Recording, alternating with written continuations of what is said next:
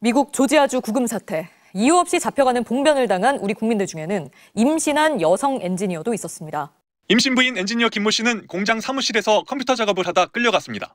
영문도 모르고 그냥 가서 얘기를 하면 된다고 했어요.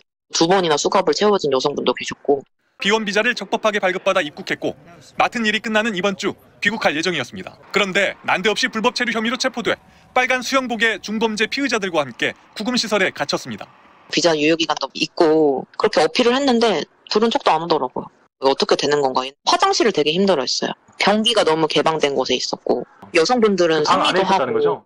임신부라고 말했지만 환경이 조금 더 나은 방에 가둘 것이란 답만 들었습니다. 발작을 일으킨 여성을 방치하는 것을 볼 때는 뱃속 아이까지도 잘못될까 봐 몹시 두려웠습니다.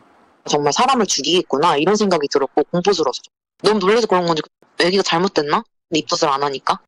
식사, 위생 모두 참혹한 수준이었습니다. 빵에서도 냄새가 나고 신내가 나고 저도 그걸 못 먹었거든요. 귀국 직후 달려간 병원에서 아이가 건강하다는 말을 듣고서야 겨우 안도의 숨을 쉬었습니다. 하지만 지금도 악몽에 시달리는 김 씨는 반드시 법적 책임을 묻고 싶다고 했습니다. 매일매일 그때 꿈을 꿔요. 자다가 깼는데 거기 교도소인 줄 알았어요. 너무너무 소송을 하고 싶어요. 그 소송의 나라에.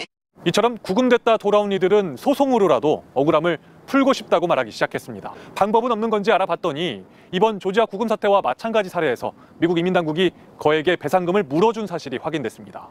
트럼프 일기 때인 지난 2018년 무장한 이민 단속반이 테네시주의 한 공장을 급습합니다. 10년 만에 가장 규모가 큰 이 작전으로 남미계 직원 97명이 무더기로 체포됐습니다. 무차별로 구금시설로 끌고 간 뒤에야 합법 체류인지 아닌지 질문했습니다. 조지아 배터리 공장 단속과 판박입니다. 단속 근거는 공장 사업주의 불법 고용 혐의에 대한 압수수색 영장. 이번 조지아 구금 사태와 마찬가지로 직접 연관성이 없는 직원들을 끌고 갔습니다.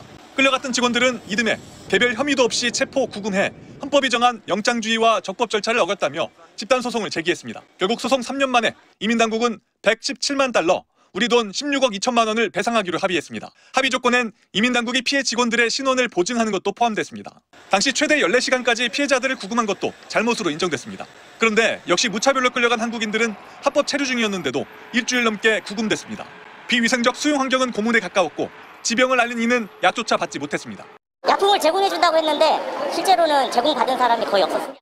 특히 일부 한국인들은 정식 입소 전 열악한 대기 공간인 이른바 홀딩룸에 사나흘 이상 갇혀 있었습니다. 인권 침해를 막기 위해 홀딩룸 배치는 최대 12시간을 넘길 수 없다는 내부 규정 위반입니다. 가족 및 변호사 접견 등 기본 권리도 제한됐습니다. 모두 책임을 물을 수 있습니다. 피해자 수가 이렇게 많은 경우에는 매우 승소할 확률이 높습니다. 그런데도 미국 이민당국은 현장에서 무슨 일을 했는지 영어로 설명 못한 탓이라고 책임을 돌렸습니다. 조지아주 아시아계 인권단체는 피해 사례를 수집해 다른 이민자 단체들과 법적 대응 방안을 논의하고 있다고 밝혔습니다.